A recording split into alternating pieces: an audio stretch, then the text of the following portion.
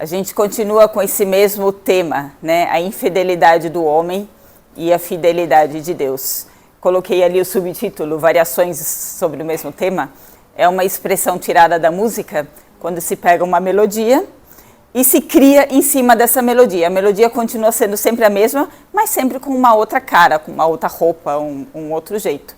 Então aqui nós temos outros reis, mas a história continua a mesma, né? O homem é infiel, mas Deus continua sendo fiel no que ele tem para dizer. Coloquei aqui mais uma vez a nossa tabela, com a tabela cronológica dos reis. Eu acho que essa aqui agora está um pouquinho maior, dá para enxergar um pouquinho melhor quais reis. A parte de cima, essa a gente já fez inteira, e nós estamos começando agora com a parte de baixo, que é ali com Uzias, ou Azarias, que é a mesma pessoa, ele tem esses dois nomes, e alguns reis de Israel, e ainda a gente segue com Jotão e Acaz, ainda esse é o tema da aula de hoje. E o povo de Israel, o reino de Israel está começando a chegar ao seu fim, porque os reis insistem em continuar nos passos de Jeroboão em vez de seguir os passos de Davi. Então, a gente vê ali que eles estão chegando perto do seu fim. Nós vamos começar então com os reis de Israel. Depois a gente pega os reis de Judá. Os reis de Israel começam ali com o Zacarias. Na verdade, nenhum desses 5 que estão listados aqui tem uma história muito longa na Bíblia. A maioria deles tem 2 informações. Andaram nos passos de Jeroboão, filho de Nebate, e... então, foi isso que fizeram. Na verdade, essa é a única informação sobre eles, né? E foram reis ruins, porque seguiram os passos de Jeroboão. O Zacarias, ele teve a sorte, digamos assim, de ter nascido na família do Jeú. Ele era a 4ª geração, então foi por causa disso que Deus ainda permitiu que ele chegasse ao poder. Porque ele não fez nada aqui de útil, a Bíblia não relata nada, ele ficou apenas 6 meses no poder, e ele ficou lá basicamente porque Deus tinha prometido para o Jeú, que porque o Jeú cumpriu o que Deus queria de exterminar a casa de Acabe, o Jeú então ganhou que 4 gerações dele subiriam ao poder. O Zacarias foi a 4ª geração, mas também não ficou muito tempo, ficou 6 meses e acabou assassinado na frente do povo. Então isso é o que a Bíblia relata sobre o Zacarias. E o homem que matou ele, o Salum, então subiu ao poder. Então é uma história de conspiração, mata um, sobe ao poder, mata também, sobe ao poder o próximo, e vai seguindo assim. Essa é a sequência desses reis ali, né? O Salum então assassinou o Zacarias na frente do povo, subiu ao poder, ficou pouquíssimo tempo, conspiraram contra ele também, mataram ele também, teve o mesmo destino que o Zacarias, e não sei se teve descendentes, a Bíblia não diz. Se teve, provavelmente os descendentes tomaram cuidado de não se manifestar, e deixa o outro ali, e senão vai ficar ruim para mim. Então, ficaram quietinhos. Então, quem subiu ao poder em seguida foi o Menahem, que foi um rei bastante selvagem e sanguinário.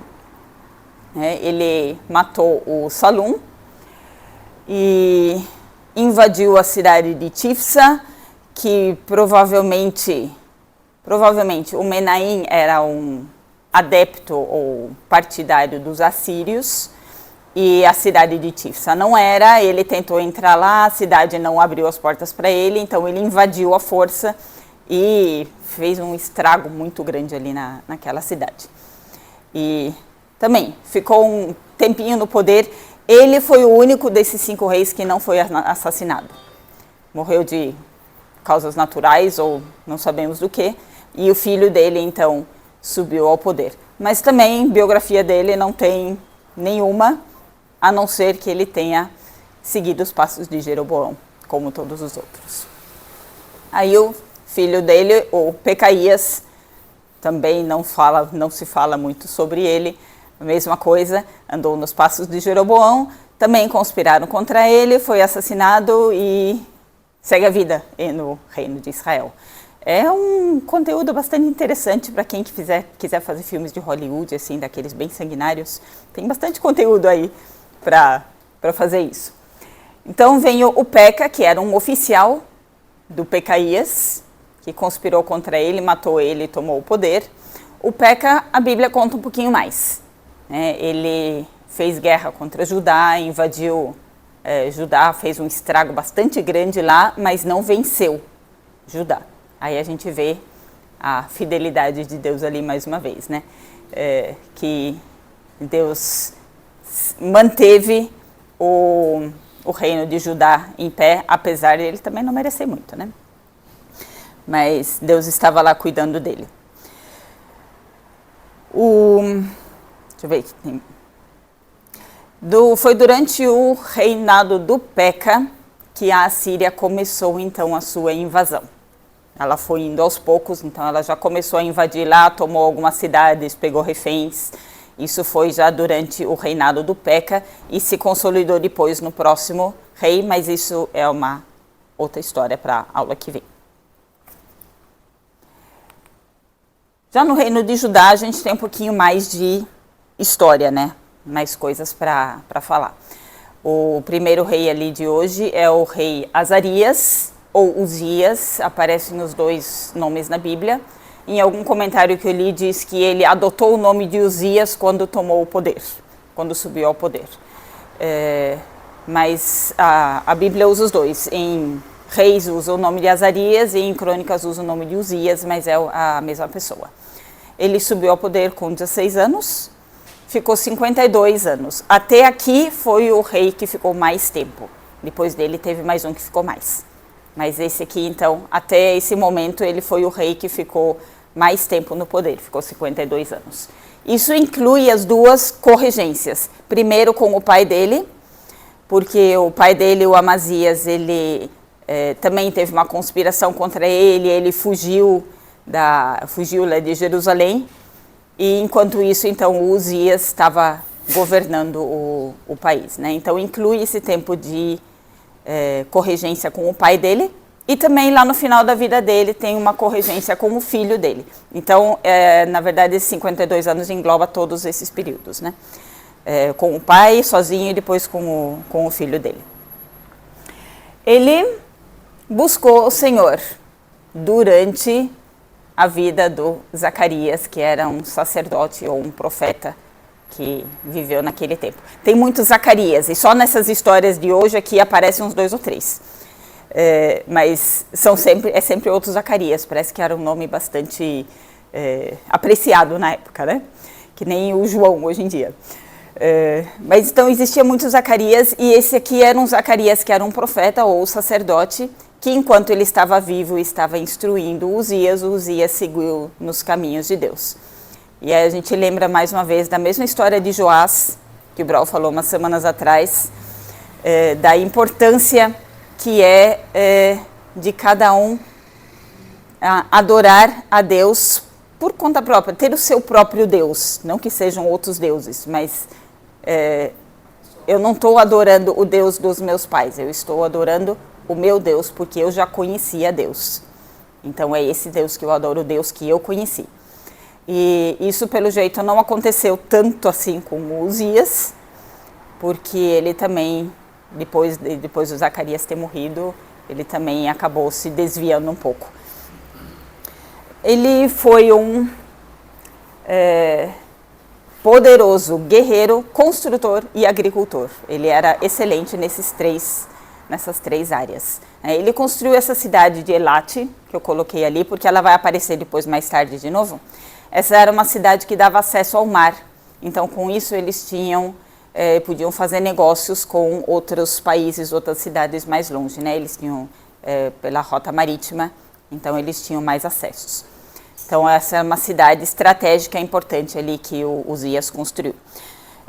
Além disso, ele reformou os muros de Jerusalém, que tinham sido destruídos no tempo do pai dele, ajudou a reformar, construiu torres nas cidades, nos campos, cuidou das lavouras que existia, dos rebanhos. Então, assim, ele foi um rei bastante próspero e conseguiu fazer o reino de Judá progredir bastante. Foi um rei muito eficiente nesse sentido. Mas chegou uma hora que o sucesso subiu a cabeça e aí Uzias começou a achar que além de rei podia ser sacerdote também. E providenciou um incensário para ele, entrou lá no palácio e quis oferecer incenso lá no altar de incenso do templo, invadiu o templo e quis oferecer incenso ali no templo. E aí apareceram os sacerdotes, 80 sacerdotes e o sumo sacerdote, e demonstraram muita coragem em resistir ao rei, que na verdade era superior a eles. Falaram para ele: você não tem o direito de estar aqui. Aqui dentro só entram sacerdotes descendentes de Arão. Você não é descendente de Arão, você não tem direito de estar aqui. O rei Uzias não aceitou essa repreensão deles, ficou muito irado com eles, muito bravo mesmo. E nesse momento, então Deus puniu ele com a lepra.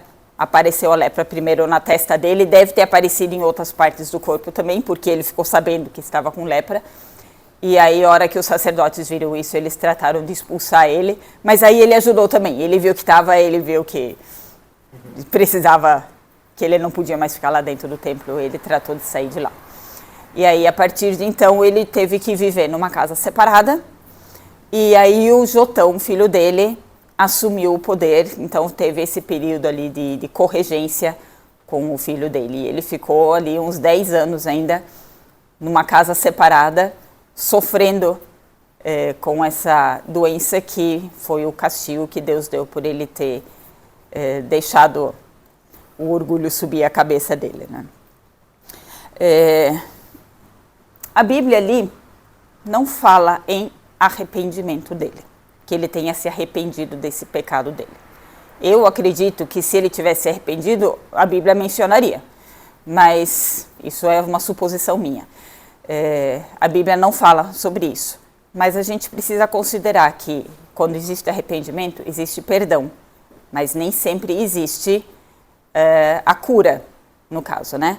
Claro que Deus tem poder, mas às vezes a gente precisa sofrer as consequências do nosso pecado, mesmo tendo perdão de Deus. Se a gente lembra, por exemplo, da história de Davi, quando ele cometeu aquele adultério com a Batseba, o Natan falou para ele: o seu filho que você vai ter com a Batseba aí, ele vai morrer.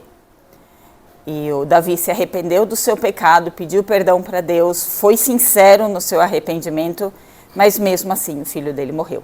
Quer dizer, ele precisou ainda arcar com as consequências desse pecado dele, apesar de ter recebido o perdão de Deus, que isso ele recebeu mesmo. E o Uzias, então, teve esse final de vida muito triste dele, depois de ter um reinado muito próspero, muito grandioso. Ele acabou morrendo no isolamento, porque ele tinha que ficar separado. Foi enterrado num terreno que era dos reis, era um terreno real, mas não era no sepulcro dos reis. Ele foi enterrado separado porque ele era leproso. Então ele teve um fim bastante triste ali nesse sentido. Uma pequena curiosidade. Vamos dar uma olhada nesse nesse finzinho da vida de Uzias. Alguém lê, por favor, 2 Crônicas, capítulo 26, o versículo 23.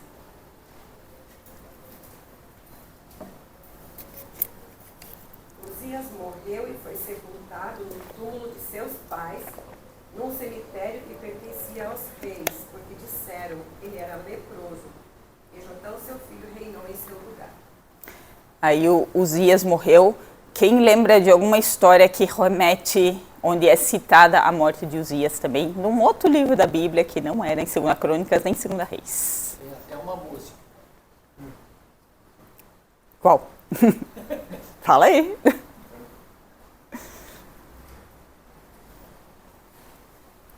A história de um profeta. Não. Isaías. Isaías capítulo 6, versículo 1.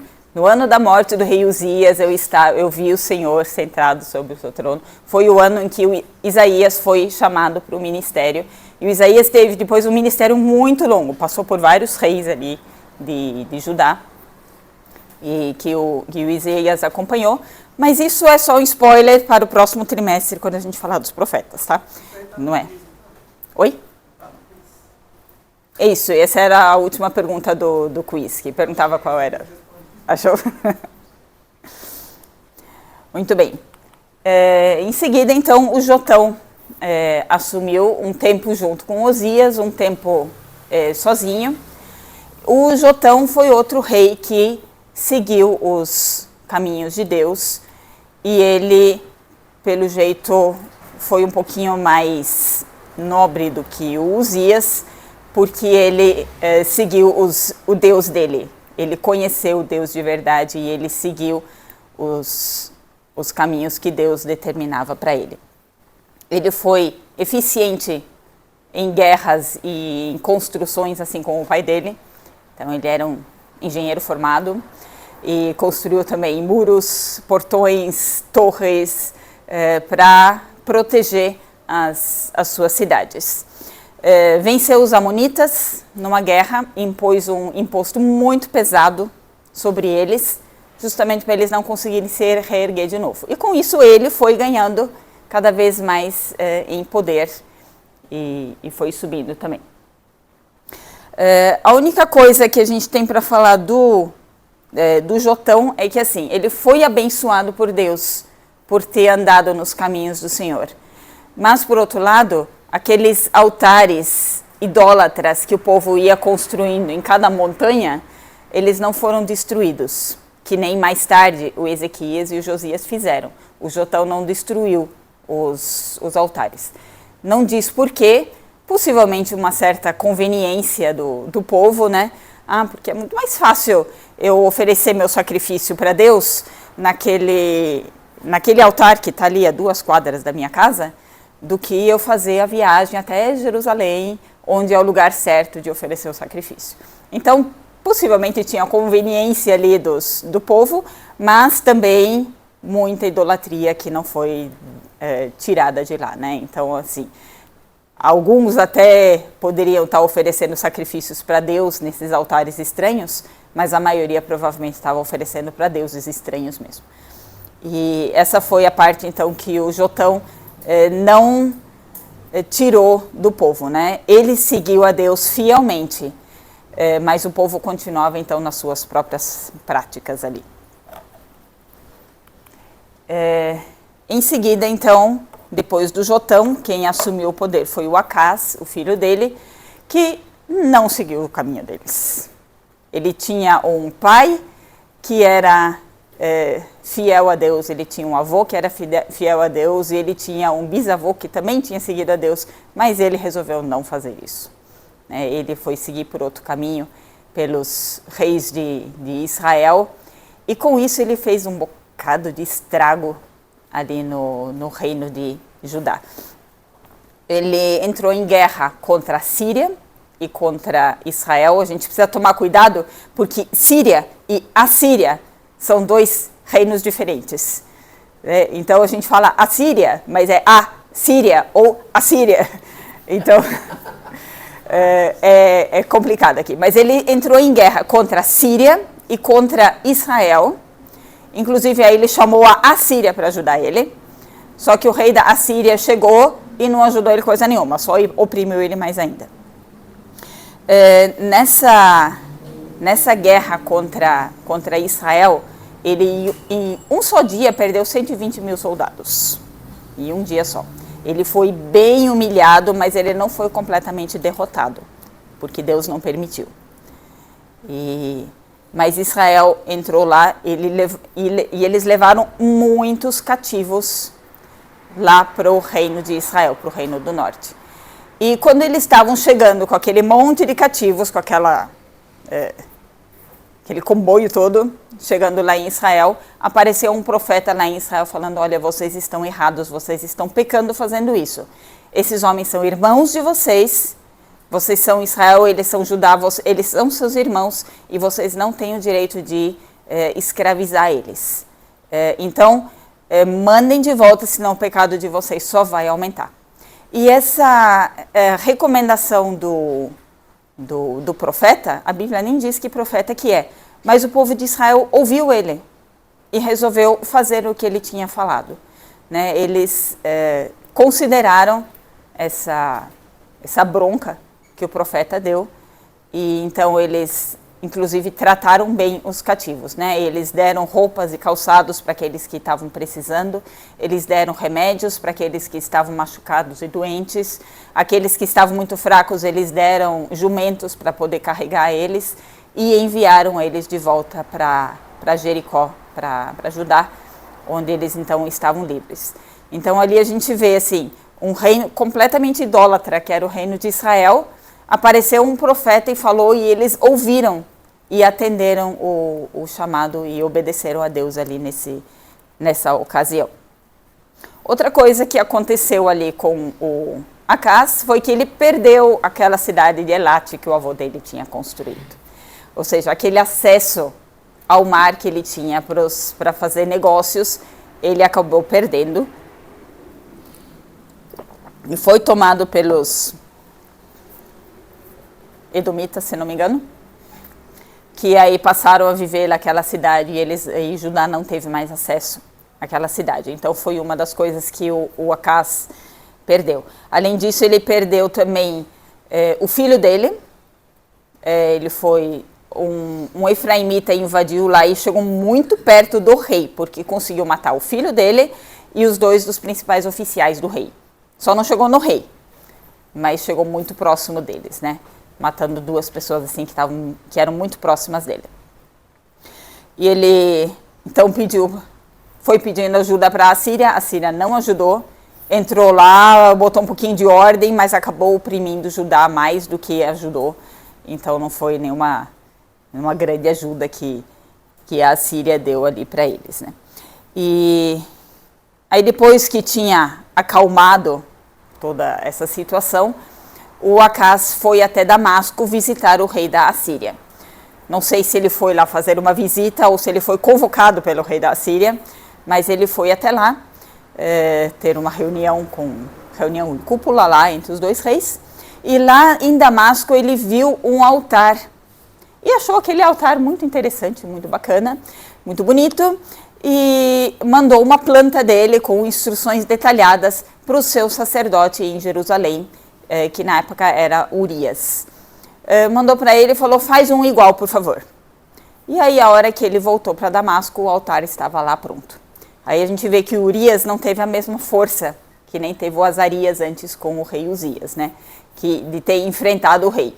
O Urias simplesmente obedeceu aquilo que o rei tinha mandado fazer, fez aquele altar, que quando o Acaz voltou então de Damasco, voltou para Jerusalém, colocou o altar ali numa posição de honra, ali no pátio do templo, tirou o altar que era dos judeus, o altar do templo, tirou, colocou de lado, falou, agora nesse altar aqui, vocês vão fazer o sacrifício da manhã, o sacrifício da tarde, os sacrifícios que o povo trouxer, vai ser tudo feito aqui. Aquele altar ali, eu vou pensar o que eu faço com ele depois. E deixou ele de lado. Inclusive outros utensílios ele foi desmontando. Aquele mar de bronze que o Salomão tinha construído, que ficava em cima de 12 bois, aquela coisa gigantesca, ele desmontou todo, não sei se para próprio enriquecimento ou se era para pagar imposto para a Síria, não sei exatamente para quê. Mas desmontou e no final das contas trancou as portas do templo. Então ele foi o rei que foi mais longe nesse sentido da idolatria, de ter chegado ao ponto de fechar o templo completamente para adoração a Deus. Ok. A impressão que eu tive, né, nessa parte do texto, falando de Urias, é que ele fala, né, que revelou também o rei Acaz, o sacerdote Urias. 16. Fez Urias sacerdote segundo tudo quando o rei e a casa lhe ordenaram. Então, assim, só que realmente ordenou e... Ele se submeteu ao rei, o rei mandou, eu faço. Né? Não, já o Azarias, que enfrentou o rei Uzias, ele estava muito mais preocupado em servir a Deus do que servir ao rei. Né? E o Urias, no caso, não. Ele estava servindo ao rei dele. O rei mandou, tá bom, então eu faço. Né? É uma situação que muitas vezes acontece na nossa vida e a gente precisa tomar cuidado com isso.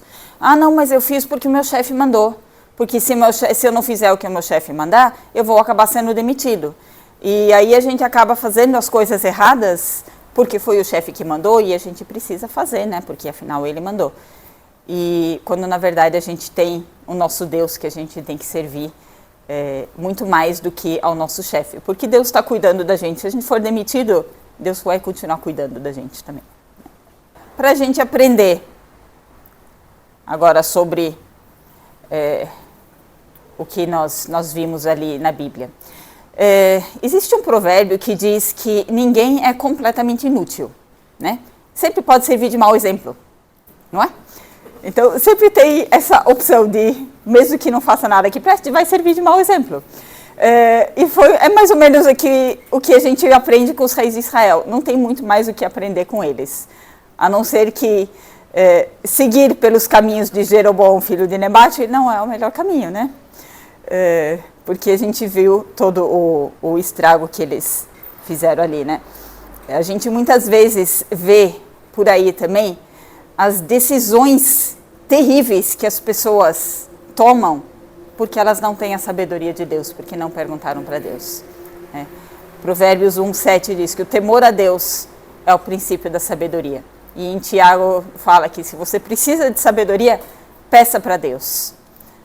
Que Deus vai lhe dar a sabedoria. E Deus realmente dá essa sabedoria que a gente precisa. Mas precisa dessa confiança nele, coisa que os reis de Israel decididamente não quiseram. E outra coisa que chama a atenção é que todos esses reis, não era nem mais a dinastia de Jeroboão, há muito tempo que não era mais. Foi uma dinastia depois da outra e todos eles seguiram os passos de Jeroboão, filho de Nebate, com relação à idolatria.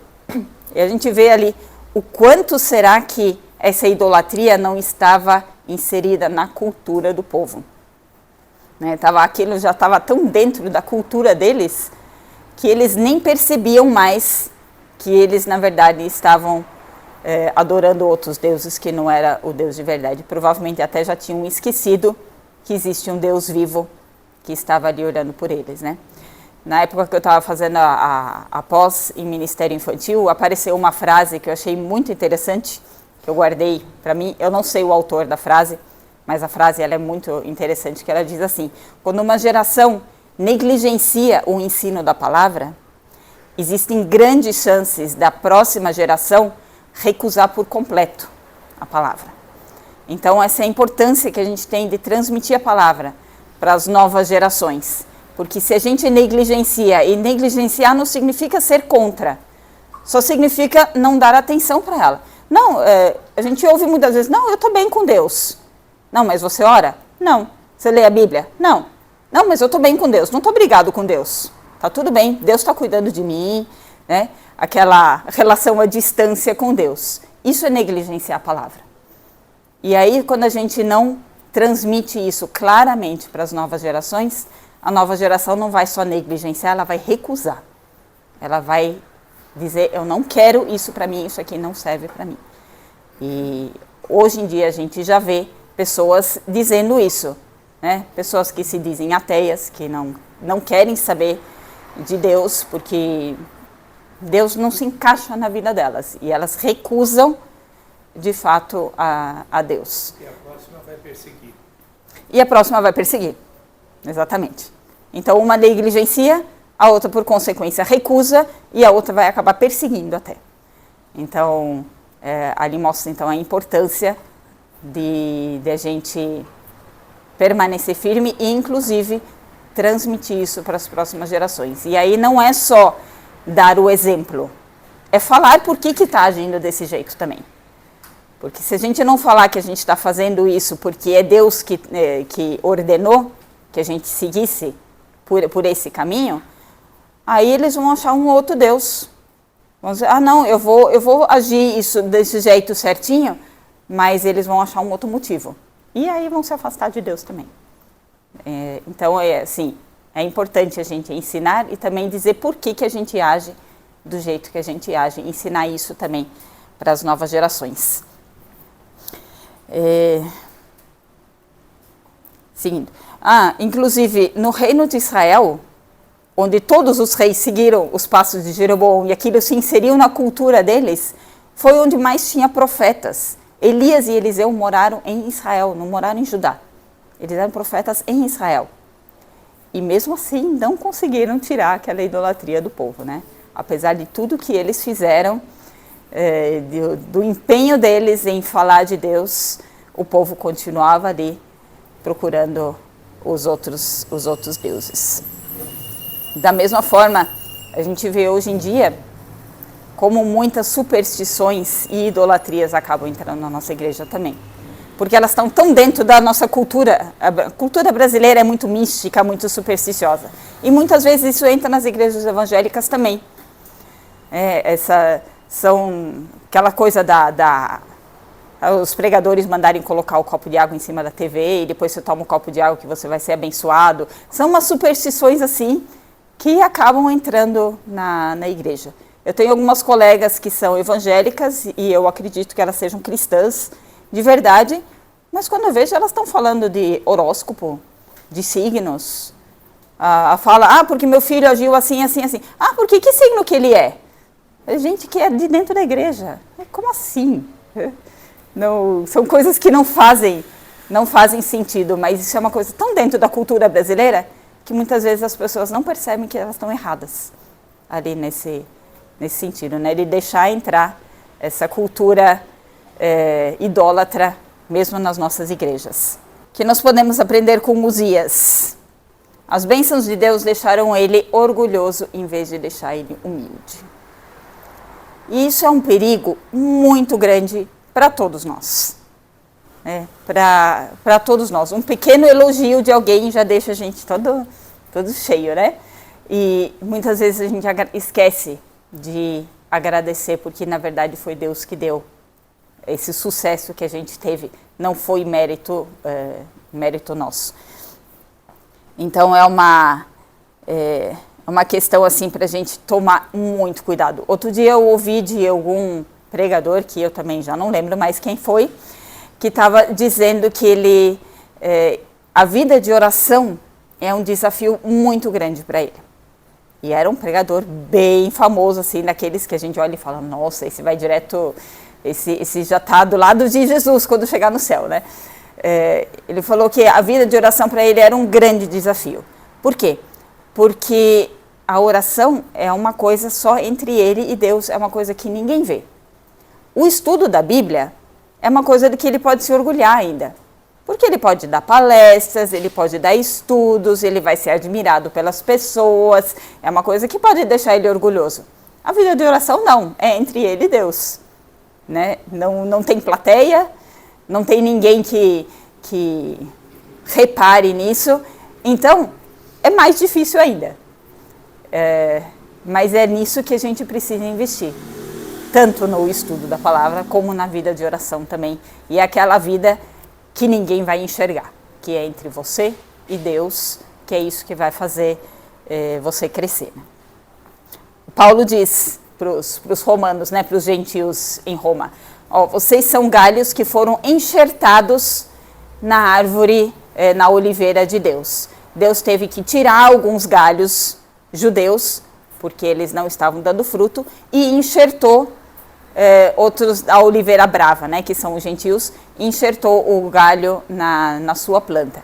Então, lembra bem, você é só um galho, você não é a raiz. É a raiz que sustenta você, não é você que sustenta a raiz. E além disso, você foi enxertado, você pode ficar feliz com isso, mas não se orgulhe, você não tem mérito nenhum nisso. Tema a Deus, né? O Paulo diz para ele. Porque assim como ele tirou os galhos judeus, ele pode tirar você também. Então, tome cuidado, tema a Deus e não seja orgulhoso porque agora você faz parte da oliveira de Deus. Você pode se alegrar com isso e dar louvor, mas não se orgulhar disso, porque esse é um perigo muito grande que a gente corre, né? Sobre o arrependimento, já tinha comentado antes, né? O arrependimento sincero, ele tem o perdão de Deus, Deus promete ele para nós e ele dá. Mas às vezes consequências precisam ser suportadas mesmo assim, mesmo depois do perdão. Né? Se a gente vai pensar, por exemplo, numa pessoa que vive, que se perde no mundo das drogas. A gente vê isso muito lá na Cristolândia, daqueles drogados que são evangelizados novamente e eles encontram um caminho para Deus de novo, eles são libertos do seu vício e eles se tornam pessoas muito importantes ali na Cristolândia, por exemplo. Tem muitos ex-drogados que agora estão ministrando ali. E eles estão servindo para o reino de Deus, e isso é maravilhoso. Mas tem algumas lesões no cérebro por conta das drogas, que aquilo é irreversível. Eles vão ter que continuar convivendo com isso.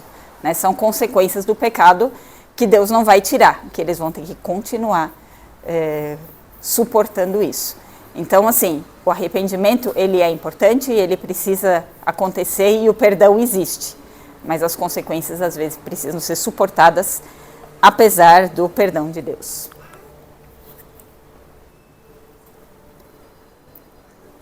Seguindo ainda com o Jotão.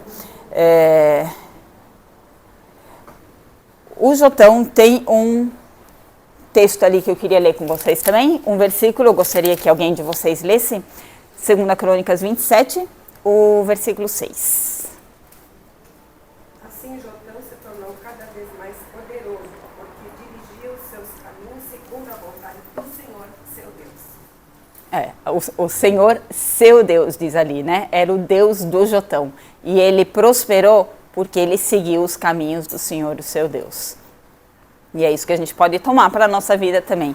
Seguindo os caminhos do Senhor, o nosso Deus, a gente vai prosperar. Não necessariamente de forma material, vamos deixar isso bem claro. Nós estamos na época da graça, as bênçãos são espirituais. Elas não são necessariamente materiais. Claro que Deus pode dar riqueza para alguém como forma de bênção pela sua fidelidade, mas não é uma regra. Né? A nossa prosperidade ela é espiritual, que Deus dá para a gente. E o Jotão, ele teve então ele progrediu no seu reino, porque ele foi um rei que seguiu os caminhos do Senhor, o seu Deus. Só faltou ali eu escrevi a multiplicação do temor de Deus, né? Ele se preocupou sim em seguir os caminhos de Deus e fez isso certo, mas ele não se preocupou tanto em ensinar o povo, né? Em orientar os sacerdotes para irem ensinar o povo. O povo continuava com a sua idolatria ali em cada montanha que tinha em Judá, onde era construído o altar. Então, faltou essa parte dele multiplicar e dele ensinar o povo nos caminhos de Deus. E aí, depois disso, o Acaz fez um tremendo de um estrago ali, porque ele foi justamente pelo caminho oposto. Né? Ele, além de trancar o templo, construiu um altar em cada esquina de Jerusalém para o povo poder adorar os outros deuses. Sobre essa prosperidade que Deus promete, a gente pode ver no Salmo 1. Né? Salmo 1, versículo de 1 a 3. Bem-aventurado aquele que não anda no caminho dos ímpios, mas o seu prazer está na lei do Senhor. E ele vai prosperar que nem uma árvore à beira de um riacho, que tem a água ali do riacho e pode dar muitos frutos. Essa é a prosperidade que Deus promete para a gente.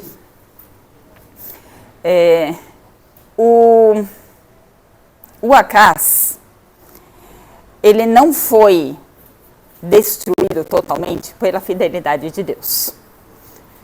Não foi por mérito dele, foi pela fidelidade de Deus mesmo. Coloquei ali entre parênteses Isaías, porque em Isaías tem várias histórias com o Acaz. Então, até as profecias mais conhecidas que a gente sabe sobre o Messias foram dadas para o Acaz. Aquele da virgem, eis que a virgem conceberá e dará um filho, seu nome será Emanuel, foi dado para o Acaz. Quando o Acaz tinha uma guerra iminente, o Acaz estava com medo, o Isaías foi lá falar para ele, olha, fica tranquilo que Deus está cuidando, você não vai ser derrotado. E aí ele falou para o Acaz, pede um sinal. Aí o Acaz, não, eu não vou tentar Deus, não vou pedir sinal. Isso era aquela falsa humildade, né? Na verdade, ele não queria mesmo crer em Deus. E aí Isaías falou essa profecia do Messias para ele, né? Que vai nascer um menino que vai governar o reino aqui. Então, várias promessas ali do Messias que Isaías deu foram para o Acaz.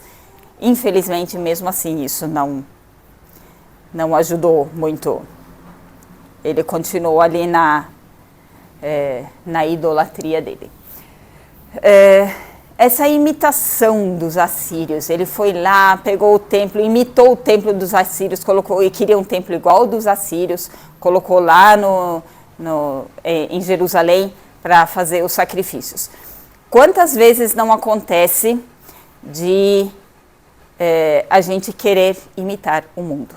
Tanto na nossa vida pessoal, como a igreja como um todo. E eu não estou falando agora de coisas externas, como o formato do culto, por exemplo, de ter o ambiente escuro, com fumaça, com luzes. Isso são coisas externas, né? Se alguém prefere desse jeito, são preferências. O que eu estou falando é coisas do nosso coração mesmo, né? Quantas vezes o relativismo não entra nas nossas igrejas? Quantas vezes a corrupção não entra nas nossas igrejas? Aí é um tal de, mas é que todo mundo faz, né? Qual é o problema? Porque se a gente não fizer, a coisa não vai caminhar, ela não vai para frente se a gente não fizer desse jeito, né? Se a gente não pagar aquilo que o fiscal está exigindo, ele vai acabar fechando as portas da igreja, e ele não pode fechar as portas da igreja, né? Porque aqui a gente adora a Deus, e aqui a gente quer proclamar, então ele não pode fechar, então a gente vai pagar para o fiscal para ele não fechar as portas da igreja. São tudo suposições, tá? Eu não estou me baseando em nenhum fato real, tá? Por favor. Mas quantas vezes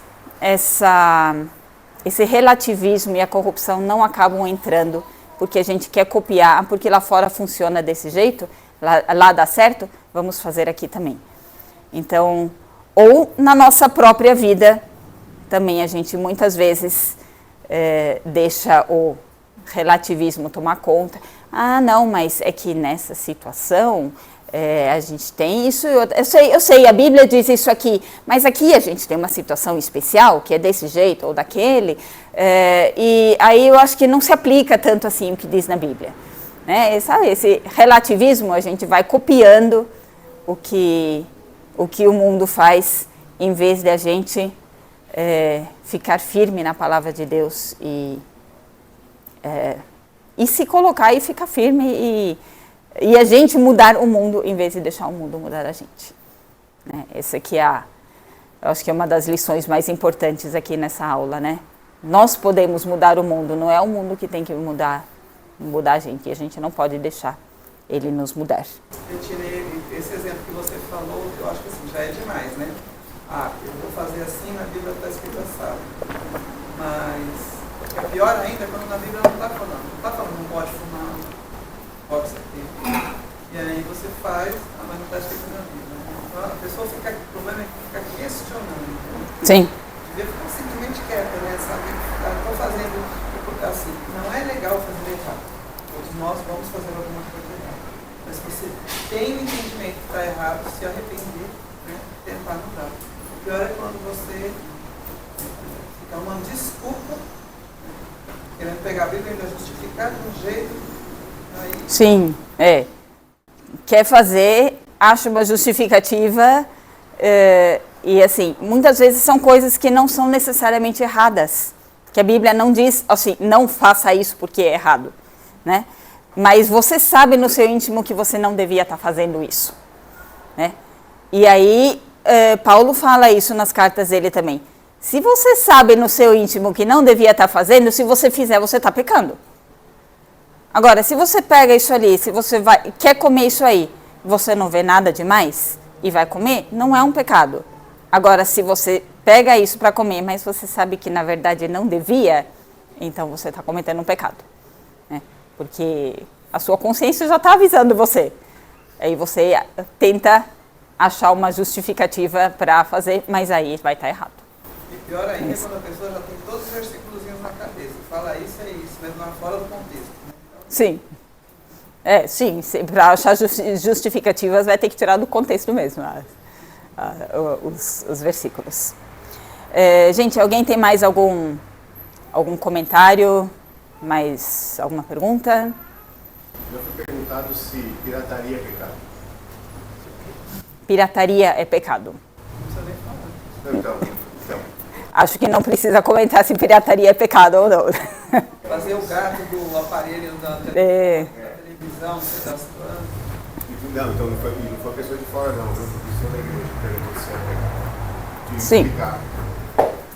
Sim, pirataria é pecado. Claro que é. A gente está roubando algo do criador do conteúdo, né? A pessoa teve um gasto, um esforço, ele criou alguma coisa, tem o direito de vender aquilo. Aí se você pirateia, você está roubando essa pessoa. É roubo, né? É pecado. A pessoa me perguntou se dá um puxadinho da Netflix, por exemplo. Não pagar a Netflix, mas dá uma puxadinha lá do meu irmão ou do outro lá. Quer dizer, o irmão ainda está deixando também. O irmão ainda deixa, né? Não, mas não é pecado porque o irmão está deixando, não estou roubando nada. Está roubando sim. Então, é muito difícil a gente viver uma vida cristã raiz, como se diz, né? Viver uma vida cristã assim, de acordo com todos os princípios da Bíblia. Isso humanamente é impossível. Na nossa sociedade, na nossa cultura, humanamente não é possível. Mas é por isso que nós temos um Deus que é muito maior, que vai direcionar a gente nisso. Sim. É importante observar que tem coisas que não são ilegais, mas podem ser imorais e antiéticas. Sim. Às vezes a pessoa justifica, não tem nada na lei que diga isso. Tá, mas pode não ser ou ser legal, mas será que é moralmente ético para um cristão fazer? Porque hoje em dia a gente tem se confrontado muito com esse tipo, né? Uhum. Mas eu não estou fazendo nada errado. Será? Não estou prejudicando ninguém. Será? Às vezes está indiretamente, mas está, né? Então. O apóstolo Paulo fala, né, bem-aventurado aquele que não se condena naquilo que aprova. Isso. E eu acho que esse é um dos grandes desafios para nós cristãos, dentro da forma como a gente vive. E para não se condenar naquilo que aprova, precisa ter essa incômodo santo, né, que o Espírito Santo gera no coração. Mas para que haja esse incômodo, muitas vezes precisa conhecer a palavra de Deus. Para conhecer a palavra de Deus, precisa meditar nela, estudar. Aí Tiago 22 vai nos alertar para sermos praticantes na palavra, não apenas ouvintes, enganando-nos a nós mesmos. Sim. E eu acho que nós, os batistas, a gente consegue ver muito claramente o copo de água, o objeto ungido que o pessoal, né, leva para casa dentro desse sincretismo religioso. E às vezes a gente tem as nossas dificuldades de algumas coisas que a gente, vamos usar um termo pesado talvez, coloca num lugar diferente, assim, como, não, tem que ser desse jeito, senão não é espiritual. Sim. E a gente começa a formatar, né, a vida cristã de um jeito que a gente define que é assim e não aceita o diferente. E aí a gente começa a criar divisões internas, a gente cria as facções dentro da própria igreja, a gente começa a se dividir de opinião, a gente quer o nosso jeito. Aí eu sou empresário bem sucedido, então eu provei que eu dei certo, as bênçãos, né? Sim. Eu dei certo, então tem que me ouvir, porque eu tenho a razão. Aí atropela as pessoas. E aí a gente vai criando as nossas dificuldades. Jesus cita isso dentro da Casa Construída na Rocha e na Areia, né? Sobre praticar a palavra ou só ouvir e não praticar. E é um desafio para nós olhar para esses reis, ver tudo que eles fizeram, os sucessos aos olhos dos homens que eles tiveram, mas o fracasso aos olhos de Deus e da família deles e tudo que eles deixaram de fazer diante daquilo que Deus gostaria que eles fizessem, né? O que eles não fizeram foi obedecer. O que faltou para eles foi o princípio da obediência que gera a bênção, né? E aí a gente tem o Josué 1:8 lá dizendo, né? Sejam praticantes da palavra, não deixem de falar das palavras deste livro da lei e de meditar nelas de dia e de noite, né? Para que você cumpra fielmente tudo que nele está escrito. Sim. Só então os teus caminhos prosperarão e será bem sucedido. E as pessoas estão procurando sucesso de várias outras formas e não no conhecer e obedecer a palavra de Deus, né? E é o que eu acho que esses reis de Israel falharam, né? Tanto que é muito interessante quando eles encontravam, alguns deles, né, encontraram os pergaminhos, leram, se arrependeram, colocaram o povo, né, no pó lá, humilhando-se, buscando a presença de Deus, e Deus abençoe esse povo por eles quererem fazer o que Deus disse para fazer. Acho que esse talvez seja o nosso foco, o nosso desafio. Muito. E aí a gente vai vencendo o desafio de cada vez, pequenas corrupções do coração. Muito provavelmente o povo lá, tanto em Judá como em Israel, já nem conhecia mais a lei. Porque a própria lei diz que ela deveria ser lida de 7 em 7 anos integralmente. Para todo mundo, desde crianças até os mais velhos. Era para ler sempre no ano da expiação, era para ler a lei completa. Isso provavelmente, eu acho que eles nem faziam mais ano da expiação, né? Então a lei também não era mais lida. E aí as pessoas não conhecem mais, né? Uma geração negligenciou, a outra abandonou e no final das contas acabaram até perseguindo a própria. Aquele caso de Josias, né? Sim. O sacerdote diz, olha, achei um livro. Nossa, olha o livro da lei aqui no templo, olha só. E ninguém sabia mais o que estava escrito ali. E estava escondido, Estava escondido no templo. Uma coisa que me chama a atenção, é um pouco diferente do que a gente estava falando até agora, tanto nos reis de Judá, quanto em alguns dos juízes. Eles começam bem, sim, mas não terminam bem. Não terminam bem, teve vários. Uma das coisas que nós, como cristãos, que já entendemos o Evangelho, para mim é o que é mais importante. Não é só importante começar, sim, é como eu vou terminar. Sim. Isso é uma das coisas que eu mais levo desses princípios. Tem vários reis ali, né, que Salomão começou bem, não terminou bem, o Joás começou bem, não terminou bem, o Uzias começou muito bem, não terminou bem, tem vários ali. O próprio Josias, a gente vai ver mais pra frente, foi um rei tão fiel, mas morreu muito cedo porque ele não quis ouvir a última instrução ali e quis fazer as coisas do jeito dele. Então, realmente, isso é uma das coisas mais importantes mesmo. Não basta a gente começar bem, a gente precisa terminar bem também. A gente precisa continuar. E como a gente não sabe o fim da nossa vida, a gente precisa continuar bem a cada dia da nossa vida.